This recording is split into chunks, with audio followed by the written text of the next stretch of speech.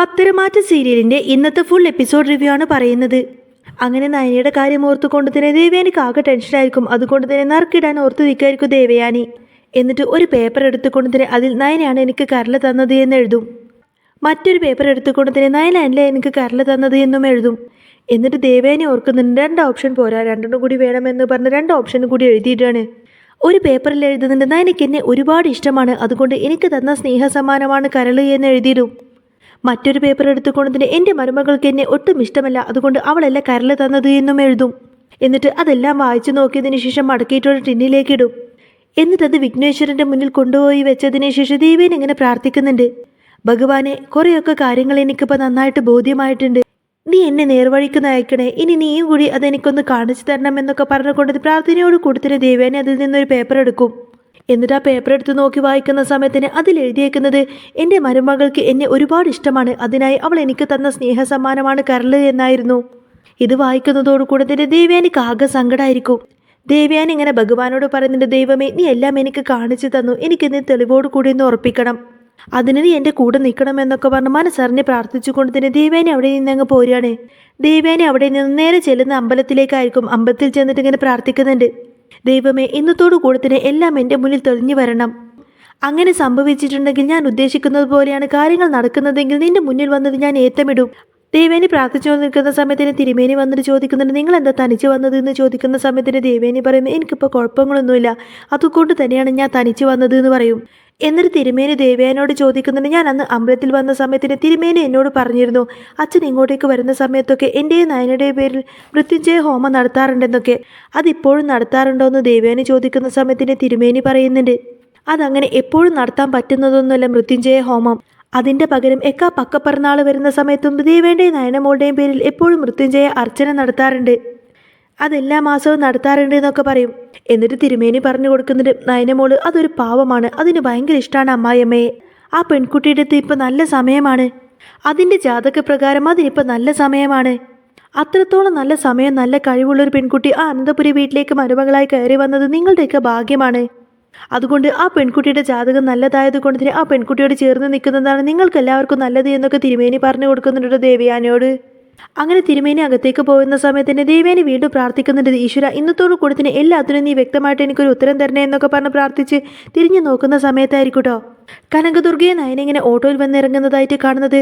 അവരെ കാണുന്ന സമയത്തിന് ദേവേനി ഇങ്ങനെ മനസ്സിലോർക്കുന്നുണ്ട്, ഈശ്വര, ആരെക്കുറിച്ചാണോ ഞാൻ ഓർത്തത് അവരിപ്പോൾ തന്നെ എൻ്റെ കൺമുന്നിലേക്ക് വന്നല്ലോ എന്നിങ്ങനെ ഓർത്ത് നിൽക്കണേ.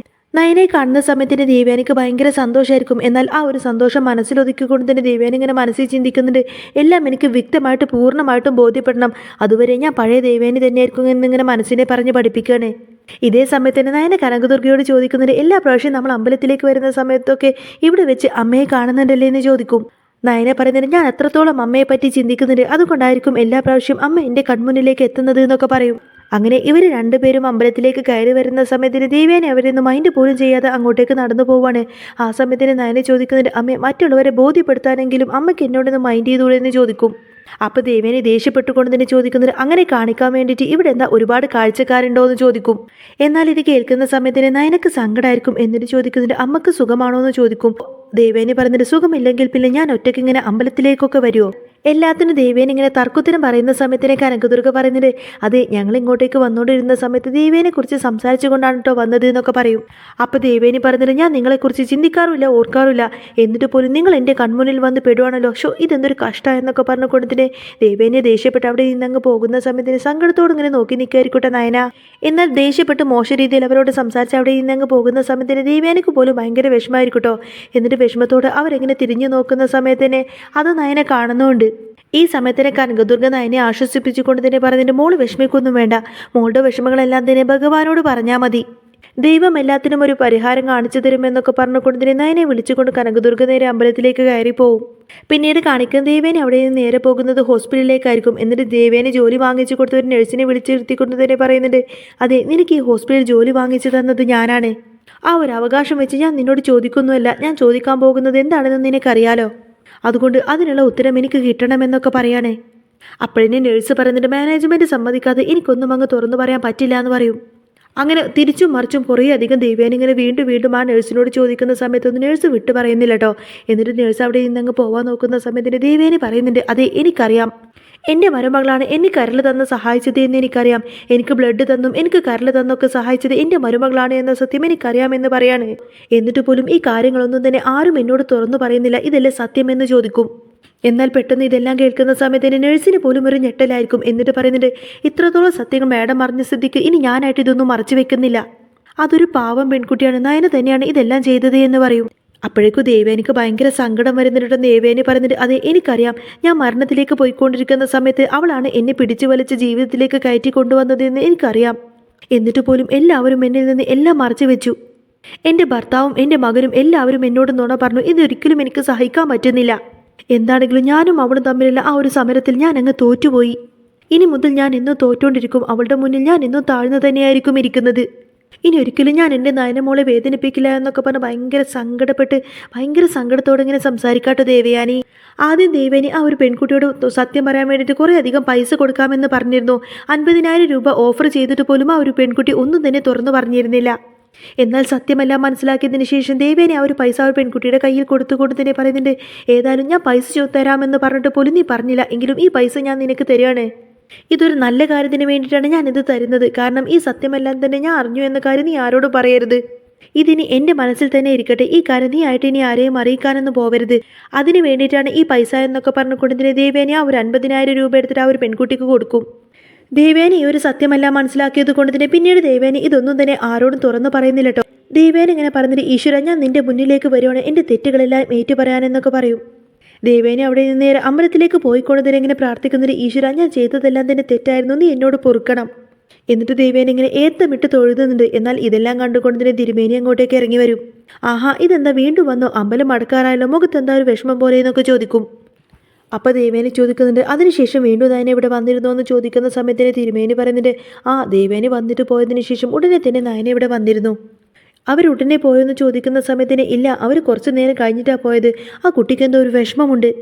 ആ വിഷമത്തിൻ്റെ കാരണം എന്താണെന്നൊക്കെ നമുക്കറിയാം. അത് ഒരുപാട് ഇഷ്ടപ്പെടുന്നുണ്ട് അതിൻ്റെ അമ്മായിയമ്മയെ. ആ സ്നേഹം കിട്ടാത്തതിൻ്റെ വിഷമം ഏതായാലും അതിനുണ്ട് എന്ന് പറയും. അപ്പോൾ ദേവേനി ഇങ്ങനെ മനസ്സിൽ ചിന്തിക്കുന്നുണ്ട്, അവളുടെ പേരിൽ ഒരു വഴിപാട് കഴിക്കണമെന്നുണ്ട്, പക്ഷേ ഞാൻ അത് ചെയ്തിട്ടുണ്ടെങ്കിൽ എല്ലാവരും അറിയല്ലോ എന്നിങ്ങനെ മനസ്സിൽ ചിന്തിക്കുകയാണ്. എന്നിട്ട് തിരുമേനിയോട് ചോദിക്കുന്നുണ്ട്, ആ കുട്ടി എന്തെങ്കിലും വഴിപാട് ഇവിടെ കഴിക്കാറുണ്ടോ എന്ന് ചോദിക്കും. അപ്പോൾ തിരുമേനി പറയുന്നുണ്ട്, ആ കുട്ടി ഒരു വഴിപാട് ഇവിടെ കഴിച്ചിരുന്നു, പക്ഷേ അത് ആ കുട്ടിയുടെ പേരിലല്ല, അവളുടെ അമ്മായിയമ്മയുടെ പേരിലാണ്, അതായത് ദേവേൻ്റെ പേരിലെന്ന് പറയും. എന്നാൽ ഇതും കൂടി കേൾക്കുന്നതോടുകൂടി തന്നെ ദേവേനിക്ക് വീണ്ടും സങ്കടമാവും. തിരുമേനി വീണ്ടും പറയുന്നുണ്ട്, അതെപ്പോൾ ഇങ്ങോട്ടേക്ക് വന്നാലും അത് വഴിപാട് കഴിക്കുന്നതെല്ലാം തന്നെ അതിൻ്റെ അമ്മായിയമ്മയുടെ പേരിലാണ്. ആ കുട്ടി മാത്രമല്ല അതിൻ്റെ അമ്മയും ഇങ്ങോട്ടേക്ക് വന്നിട്ട് ദേവേൻ്റെ പേരിലാണ് വഴിപാട് ചെയ്യാറുള്ളത് എന്നിങ്ങനെ തിരുമേനി പറയുന്നത് കേൾക്കുന്ന സമയത്ത് തന്നെ ഭയങ്കര സങ്കടം വരട്ടോ ദേവയാനിക്ക്. ഈശ്വര എൻ്റെ നയനമോളെന്നെ ഇത്രമാത്രം സ്നേഹിച്ചിരുന്നു എന്നൊക്കെ ചിന്തിച്ചുകൊണ്ട് തന്നെ ഈശ്വരൻ്റെ മുന്നിൽ ഇങ്ങനെ കരഞ്ഞ് പ്രാർത്ഥിച്ചുകൊണ്ട് തന്നെ ദേവേനി നേരെ തിരിച്ച് വീട്ടിലേക്ക് വരികയാണ്. ഇതേ സമയത്തിന് ജയനെയാണ് കാണിക്കുന്നത്. ദേവേനി തനിക്ക് കരൾ തന്ന പെൺകുട്ടി അന്വേഷിച്ച് എവിടേക്കോ അലഞ്ഞു തിരിഞ്ഞ് നടക്കുകയാണെന്നൊക്കെ പറയുന്നുണ്ട് കേട്ടോ. അപ്പോൾ ആദർശ് ചോദിക്കുന്നുണ്ട്, അച്ഛാ ഇനി അമ്മ എങ്ങാനും അത് കണ്ടുപിടിക്കുമോ എന്ന് ചോദിക്കും. അപ്പോൾ മുത്തശ്ശി പറയുന്നുണ്ട്, അങ്ങനെ കണ്ടുപിടിക്കുകയാണെങ്കിൽ കണ്ടുപിടിക്കട്ടെ, അല്ലാതെ ഇത് എത്ര കാലം എന്ന് വെച്ചിട്ട് നമുക്കിങ്ങനെ മൂടി വെക്കാൻ പറ്റുമെന്നൊക്കെ ചോദിക്കാട്ടോ. ഇതേ സമയത്തായിരിക്കും ദേവേനി അങ്ങോട്ടേക്ക് കയറി വരുന്നത്. അപ്പോഴേക്കും ജയൻ ചോദിക്കുന്നുണ്ട്, നീ എവിടെ പോയതായിരുന്നു, നീ എന്തിനാ ഈ സമയത്ത് ഇങ്ങനെ അലഞ്ഞു തിരിഞ്ഞ് നടക്കുന്നത്? അപ്പോൾ ദേവേനി പറയുന്നുണ്ട്, എൻ്റെ മകന് കുറച്ച് ദിവസമായിട്ട് ഉറക്കമൊന്നുമില്ലല്ലോ, അതുകൊണ്ട് ഭഗവാനോട് പ്രാർത്ഥിക്കാൻ വേണ്ടി ഞാൻ പോയതാണെന്ന് പറയും. അപ്പോൾ ജയൻ പറഞ്ഞിട്ട്, അതിനിപ്പോൾ ഭഗവാനോട് പ്രാർത്ഥിച്ചാൽ മാത്രം പോരാ, അവൻ്റെ ഭാര്യ ഇവിടെ എത്തണം. അവൾ അവൻ്റെ കൂടെ ഇല്ലാത്തത് കൊണ്ട് തന്നെ അവന് നേരാവണ്ണം ഓഫീസിൽ പോലും കോൺസെൻട്രേറ്റ് ചെയ്യാൻ പറ്റുന്നില്ല എന്നും പറയും. അപ്പോൾ ദേവയാനി ചോദിക്കുന്നുണ്ട്, നിനക്ക് അത്രത്തോളം ബുദ്ധിമുട്ടാണെങ്കിൽ, അവളുടെ ശബ്ദം പോലും കേൾക്കാൻ പറ്റുന്നില്ല എങ്കിൽ നിനക്ക് പോയിട്ട് അവളെ കൂട്ടിക്കൊണ്ട് ഇങ്ങോട്ടേക്ക് വന്നൂടെ എന്ന് ചോദിക്കും. അപ്പോൾ മുത്തശ്ശി ചോദിക്കുന്നുണ്ട്, അതെന്തിനാ അവൻ പോയി കൂട്ടിക്കൊണ്ടുവരുന്നത്? ഏതായാലും അമ്മായിയമ്മ വിളിച്ചാൽ മാത്രമേ മരുമകൾ ഇങ്ങോട്ടേക്ക് വരുള്ളൂ. പിന്നെ ഇപ്പം അവളെ ഇങ്ങോട്ടേക്ക് കൂട്ടിക്കൊണ്ടു വന്നിട്ട് വലിയ കാര്യമൊന്നുമില്ലല്ലോ. മിനിറ്റിന് അവളെങ്ങനെ കുറ്റപ്പെടുത്തി സംസാരിക്കാൻ മാത്രമല്ലേ നിനക്ക് നേരമുള്ളൂ എന്ന് പറയും. അപ്പോൾ ജയൻ പറയുന്നുണ്ട്, അവന് മാത്രമല്ല പ്രായമായ അച്ഛനും അമ്മക്കും എനിക്ക് പോലും നയനമോൾ ഇവിടെ ഇല്ലാത്തത് വലിയൊരു കുറവ് തന്നെയാണ്. നയനമോളുടെ കുറവ് ഏതായാലും മറ്റാർക്കും നികത്താനും പറ്റില്ല എന്ന് പറയും. അപ്പോൾ ദേവയാനി ചോദിക്കുന്നത്, നയനയുടെ കുറവ് ഇവിടെ വലിയൊരു വിടവാണ് എന്ന കാര്യം നിങ്ങളെല്ലാവരും മനസ്സിലാക്കി, ഇപ്പം ഞാൻ മാത്രമാണോ അത് മനസ്സിലാക്കാത്തത്? അപ്പോൾ ജയൻ പറയുന്നത്, അതെ അത് ശരിക്കും ഒരു കുറവ് തന്നെയാണ്. ആദർശ് മോൻ ഇപ്പോൾ അവൻ്റെ അമ്മയോടൊപ്പം തന്നെ നയനമോളെ സ്നേഹിക്കുന്നുണ്ട് എന്നും പറയും. അപ്പോഴേക്കും പെട്ടെന്ന് ആദർശ് പറയുന്നത്, എനിക്ക് അങ്ങനെയൊന്നുമില്ല, എനിക്ക് അമ്മയൊക്കെ താഴെയാണ് എല്ലാവരും എന്ന് പറയാട്ടോ. അപ്പോഴേക്കും മുത്തശ്ശി ചോദിക്കുന്നുണ്ട്, സത്യമായിട്ട് പറയാൻ നീ എന്തിനാണ് ഇങ്ങനെ പേടിക്കുന്നത് എന്ന് ചോദിക്കും. അപ്പോൾ ദേവേനെ ഒന്നും മിണ്ടാതെ അവിടെ നിന്ന് അങ്ങ് പോകുന്ന സമയത്തിന് ജയൻ ചോദിക്കുന്നുണ്ട്, നീ എന്താ ഒന്നും മിണ്ടാതെ പോകുന്നതെന്ന് ചോദിക്കുന്ന സമയത്തിന് ദേവയാനി പറയും, അപ്പോൾ ഞാൻ എന്ത് പറയാനാ എന്നൊക്കെ പറഞ്ഞ് ദേവേനെ അവിടെ നിന്ന് അങ്ങ് പോവാണ്. ആ സമയത്തിന് ആദർശ് പറയുന്നുണ്ട്, അമ്മക്കതങ്ങ് ഇഷ്ടപ്പെട്ടില്ല എന്ന് തോന്നുന്നു. അപ്പോൾ ആദർശ് പറഞ്ഞിട്ട് അമ്മക്ക് അതങ്ങ് ഇഷ്ടപ്പെട്ടില്ല എന്ന് തോന്നുന്നു. ഞാൻ അമ്മയെ പോലെ തന്നെ നയനെ സ്നേഹിക്കുന്നുണ്ട് എന്ന കാര്യം അമ്മക്ക് ഇഷ്ടപ്പെട്ടില്ല എന്ന് തോന്നുന്നു. അതുകൊണ്ടായിരിക്കും അമ്മ മിണ്ടാതെ പോയത് എന്ന് പറയും. അപ്പോൾ മുത്തശ്ശി പറയുന്നൊരു സത്യം ഏതായാലും തുറന്നു പറയണം, അതിങ്ങനെ മൂടി വെച്ചിട്ടൊന്നും കാര്യമില്ലല്ലോ എന്ന് പറയും. ഇതേ സമയത്തിന് ദേവേനെ ഒറ്റയ്ക്കൊരു സ്ഥലത്ത് പോയിരുന്നിട്ട് ഇങ്ങനെ പൊട്ടിക്കരയാണ്. ഈശ്വര, ഇത്ര കാലം ഞാൻ എൻ്റെ നയനമോളെ ആയിരുന്നല്ലോ ശിക്ഷിച്ചത്, അവളെയാണല്ലോ ഞാൻ കുറ്റപ്പെടുത്തി സംസാരിച്ചത്.